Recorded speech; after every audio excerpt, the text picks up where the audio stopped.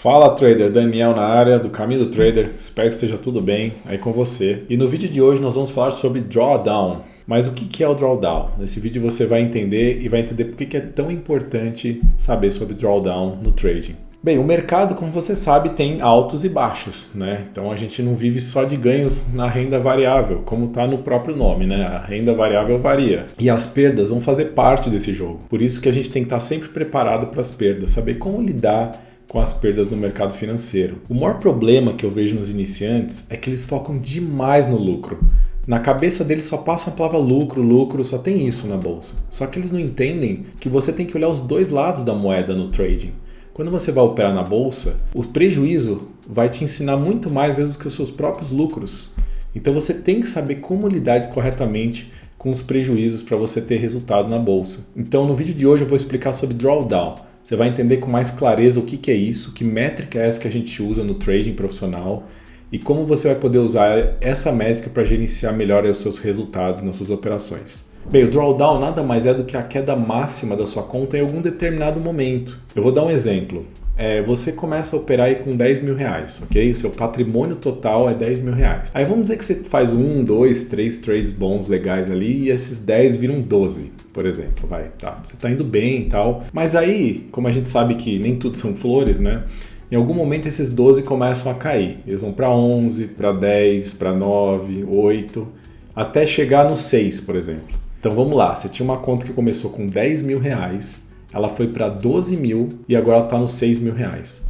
A partir do momento que esses 6 começam a voltar a ser 7, 8, 9, o que é justamente o drawdown? Essa medida entre os 12, que é o pico que a sua conta chegou, até os 6, que é o vale que a sua conta chegou, ou seja, o quão fundo a sua conta caiu antes dela conseguir retomar e voltar a subir de novo.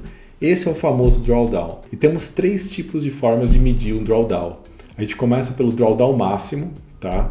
O que é o drawdown máximo? Vou dar outro exemplo aqui. Você opera na bolsa há 5 anos, certo? Durante esses 5 anos, em algum momento dos seus investimentos, você chegou a perder 30% do topo até o fundo e conseguiu recuperar a sua conta. Esses 30% é o drawdown histórico da sua conta. É o quão máximo você já perdeu antes de conseguir recuperar seus investimentos e voltar até onde estava antigamente. Essa é uma métrica muito usada para quem cria sistemas mecânicos, né? A gente fica lá fazendo backtests e descobrindo, olha só, se eu tivesse operado esse sistema, eu teria perdido no máximo 30%, né?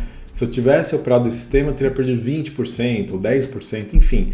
É uma métrica de histórico máximo de prejuízo que você pode ter na sua conta. Tá, outro drawdown que nós podemos medir é o drawdown atual da sua conta.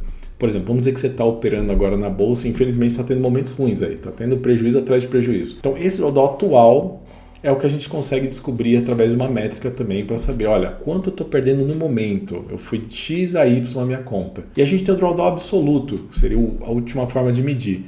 É tipo, quanto eu comecei a minha conta e quanto ela está agora. Desde o saldo inicial da minha conta, do momento que ela nasceu, até o presente momento, se for uma queda no caso, né? Bem, esse último é o menos usado. A gente fica mais olhando o drawdown máximo, né, que é o histórico, e o drawdown atual, que é aquele que você está passando no momento. Bem, tá legal, mas por que é importante? Por que é fundamental entender essas coisas, né? Quais seriam os pontos chaves aqui?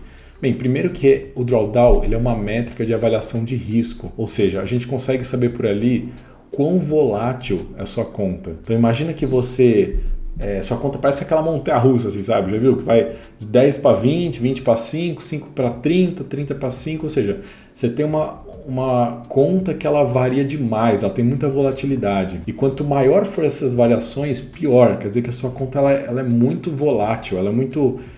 tá instável a conta, né?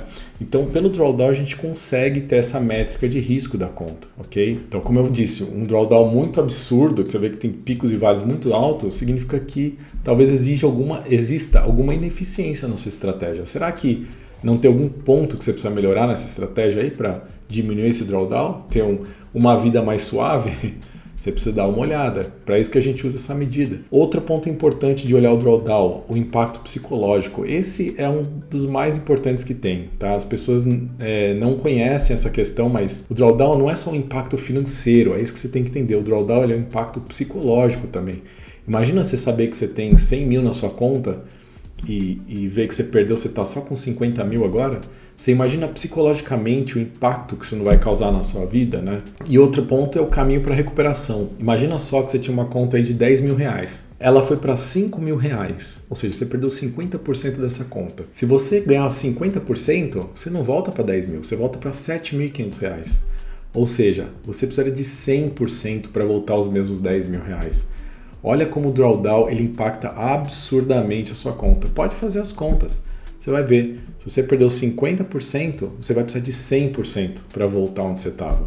Por isso que é tão importante entender sobre o drawdown. Tá, e como lidar então, Daniel, com o drawdown na prática? Bem, a primeira coisa é você ter gerenciamento de risco, regras bem firmes aí para te ajudar a não ter drawdowns tão grandes. Uma que eu uso, você não arriscar mais do que 1% da sua conta por operação. Voltando ao exemplo, se você tem 10 mil na sua conta e por operação você arriscar só 1%, caso você perca esse 1%, a sua conta ela vai de 10 mil para 9.900. Ou seja, você só precisa recuperar esses 100 reais perdidos para voltar aos 10 mil. Percebe que com risco máximo pequeno, fica mais fácil voltar para onde você estava. Se você entra num trade e fica perdendo e não aceita que você está perdendo e continua perdendo, quando você fechar essa operação, você vai ver o tamanho do esforço que você vai ter para poder voltar onde você estava.